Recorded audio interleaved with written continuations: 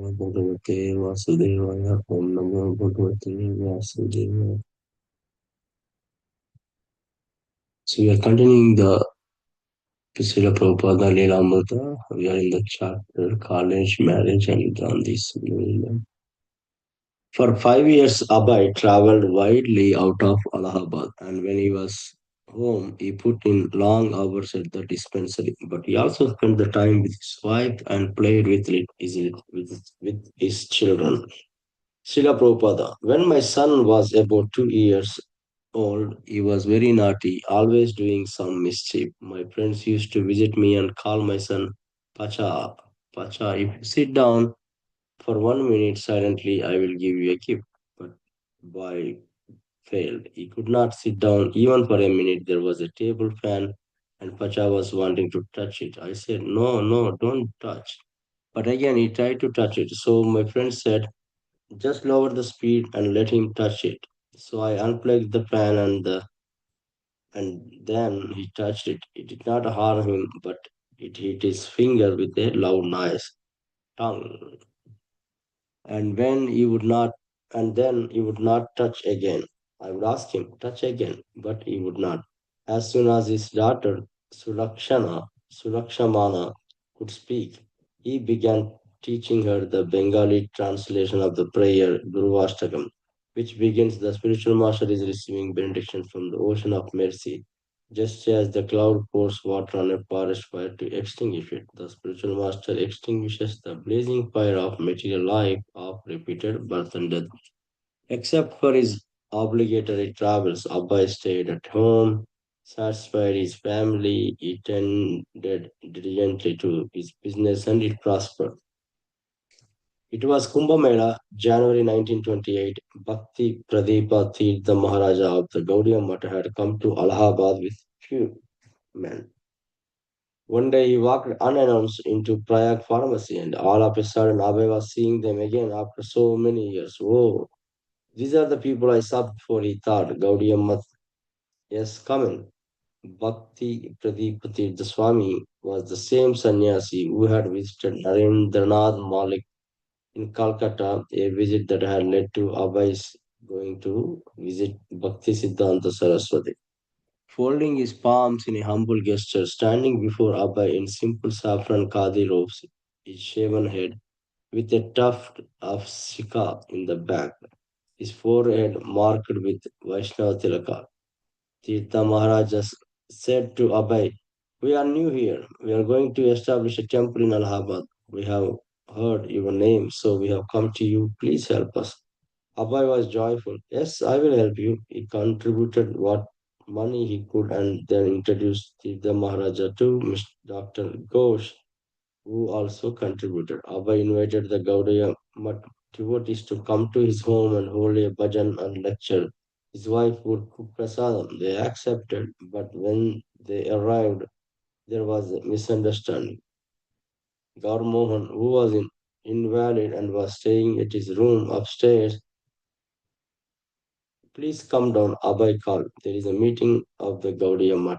Gaur Mohan came downstairs, but when he saw the sadhus, he mistook him for impersonalist from a non-devotional mission.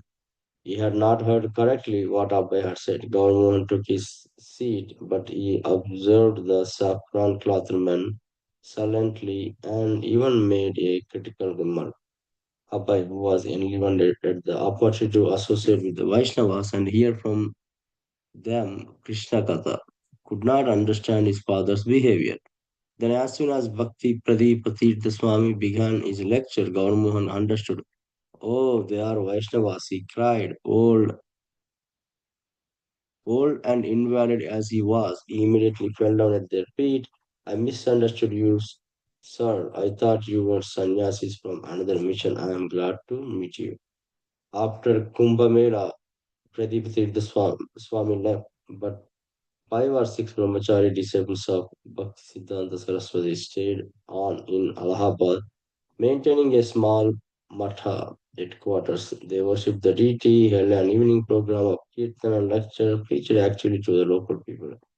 The devotee in charge, Atulananda Brahmachari, would visit the homes of Allahabad citizens, trying to solicit subscriber members for the Matha for half a rupee per month. A person would receive a subscription to the Gaudiya Math magazine.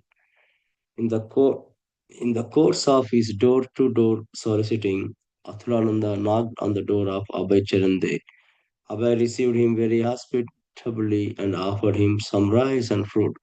Abhay was receptive to the philosophy and released the discussion with Athulananda, who made it to a point to visit Mr. Day repeatedly and speak with him about Lord Chaitanya and Bhagavad Gita.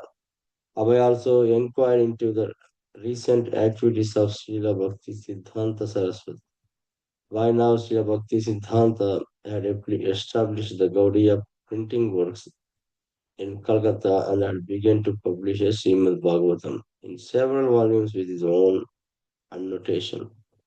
He had also published an edited version of Sri Chaitanya Bhagavata from his center in Dhaka. He had opened center in Bhubaneswar, Madras, and Puri. Abhay's interest was insatiable. Atulananda told him, now in 1925, Srila Bhaktisiddhanta Saraswati had led a big procession circumambulating the holy land of Navadvipa, with deities riding on the backs of gorgeously decorated elephants and with the devotees from all parts of India attending. Envious professional priest who opposed Srila Bhaktisiddhanta's acceptance of disciples from all castes had employed a gang to help them haul bricks and rocks on the procession. But Srila Bhaktisiddhanta had continued undaunted. In 1926, he had toured throughout India, preaching the message of Lord Chaitanya. He had also installed deities in the large temple of Sri Chaitanya Mat in Mayapur. And a year ago, he had begun publishing his magazine Sajjana Toshani in three languages, including an English edition called The Harmonist. After several visits and hours of discussion on the activities and philosophy of Gaudiya Vaishnavism, Vittalananda brought Mr. Day to the Allahabad ashrama. Shortly thereafter, the Mata relocated to a rented house on South Malacha Street near Rambagh, just a short walk from Abhay's house. Now it was possible for Abhay to visit every evening. After the work, he would attend the Mata, where he would play Mridanga, surprising the brahmacharis with his already developed Mridanga playing skills. He sang bhajans with them, sometimes took the lead part in congregational chanting. He would also bring important persons from Allahabad to visit their Mata. For the brahmacharis, Abhay seemed to give new life to their ashrama, and for Abhay, new life had come to him in his reunion with the disciples of Bhakti Siddhanta Saraswati. In 1930, Gauramohan's health took a turn for the worse, and his family members were gathered around him, thinking that his end had come. Abhay had been in Bombay on business, and it was late when he reached Allahabad and knocked on the door. Gauramohan told his daughter Rajeshwari, open the door. Abhay has come, she replied. No, he's in Bombay, Gauramohan repeated. I tell you that he has come. You open the door. It was about midnight. She went downstairs, opened the door, and found that her brother had indeed come. Abhay went to his father. How are you? I am all right, Gauramohan replied. You just take rest for the night. The next morning, Abhay called the doctor. How your father is living, we don't know, the doctor told him. He has practically no pulse. He has been living without food for several months. Abhay asked his father, what is your wish? Tell me. Why are you asking? The father replied, has the doctor told you anything? Abhay said, no, I'm asking because I'm staying in Bombay and you are here. So if you have any wish, any intention, let me know. I'm here. I'm here for you. Gaur Mohan told him to give their cow to Allahabad Gaudiya Math. So Abhay took the cow along with her calf and donated them to the Mata. Then he asked his father, have you got any other wish? And again his father asked, has the doctor told anything? No, no, no, I'm simply asking because for my business I have to go. I think I can stop here.